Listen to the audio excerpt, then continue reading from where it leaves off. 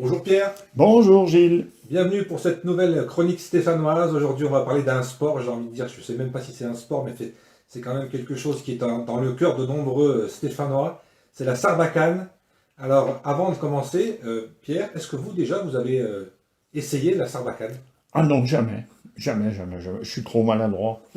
Mais c'était surtout une question de poumon, je crois, hein. Oui, c'était une question de poumon. D'ailleurs, on l'appelle le jeu de la souffle. Alors, est-ce que nous sommes au bon endroit pour parler de la sarbacane? Non. Non, on aurait pu se donner rendez-vous au bistrot pour parler de la sarbacane.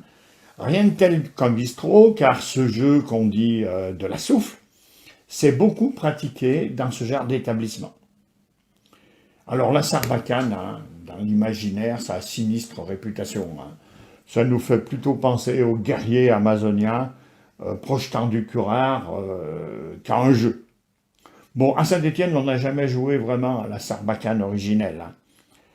Et pourtant, on y pratique depuis longtemps un jeu de sarbacane, le jeu de la souffle, connu dans aucune autre ville française. Je dis aucune autre, peut-être que dans quelques communes du Nord, mais on va dire qu'il n'y a pas grand-chose à côté de Saint-Étienne sur ce jeu.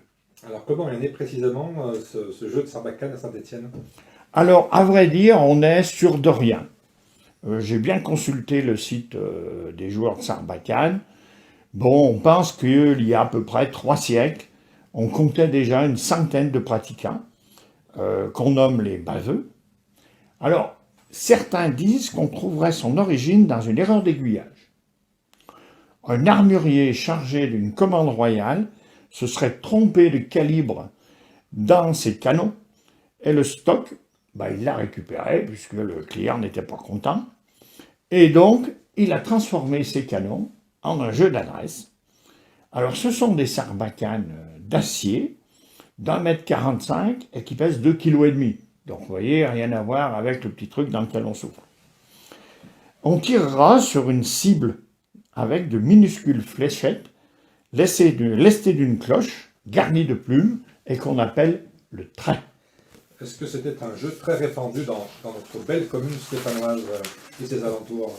Oui, j'allais dire, le premier, allez, on va dire inventaire des joueurs, c'est 1898, et on ne compte pas loin de 49 sociétés pour l'ensemble de la région stéphanoise.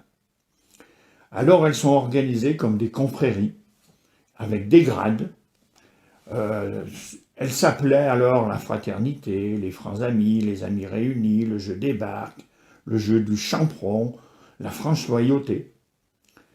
Et l'appellation baveux qu'on donnait aux tireurs de sarbacane proviendrait du fait que lors du tir, le souffleur projette de la salive dans le canon. D'accord. Mais certains pensent qu'elle pourrait faire allusion au vin d'honneur qu'on servait aux nouveaux chevaliers. Il aurait eu sur son verre des petits trous sur le rebord, ce qui l'aurait fait baver. D'où le nom de baveux. Alors ces confréries sont très organisées. À la tête, on trouve un capitaine. Bon, aujourd'hui, on dirait un président. Secondé par un capitaine en second. Il y a un secrétaire, un prévôt chargé de la discipline pour faire payer les amendes. Et la pratique se prend de plus en plus d'ampleur. Même les mineurs s'y adonnent pour expulser la poussière de leurs poumons. Mais d'autres corporations ne sont pas en reste, les armuriers, les passementiers, enfin tout un petit monde. Et pour revenir aux mineurs, j'avais notamment lu, je ne sais plus où, c'est peut-être dans une de vos chroniques, les médecins conseillaient justement la sarbacane, justement pour évacuer un peu tout ce qui était mauvais dans les poumons. Oui, ça faisait partie effectivement des conseils. Bon, on ne sait pas s'ils ont été très judicieux, hein. Et donc à l'époque, c'est même plus qu'un jeu, c'est vraiment un mode de vie. Ah oui, tout chevalier est marqué par son appartenance à la société. Baptême, mariage, anniversaire étaient souhaités. Lors du décès, un drap mortuaire était fourni par la fédération et on mettait aux cibles un crêpe pendant 40 jours. Après la guerre, 500 tireurs se retrouvaient place Carnot chaque semaine. Bon, c'est l'âge d'or, avant le déclin. Aujourd'hui, les règlements se sont assoupli et tous ces rites n'ont plus cours. Les concours sont ouverts aux femmes depuis le début des années 70 et aux jeunes depuis 1989. Et il n'est pas rare maintenant de voir dans les concours des familles entières venir se mesurer dans une ambiance bon enfant, décontractée, mais sérieuse. Le jeu de la souffle reste une tradition stéphanoise bien vivante. Il suffit pour s'en convaincre de consulter le site du comité départemental des jeux de la Sarbacane de la Loire.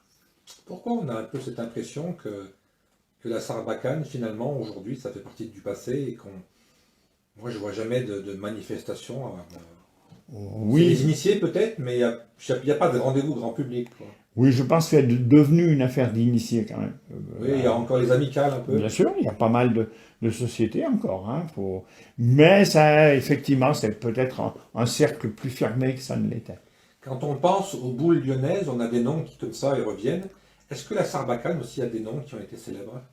Ah, là, vous me posez une colle. Je suis là exprès pour vous poser des cols.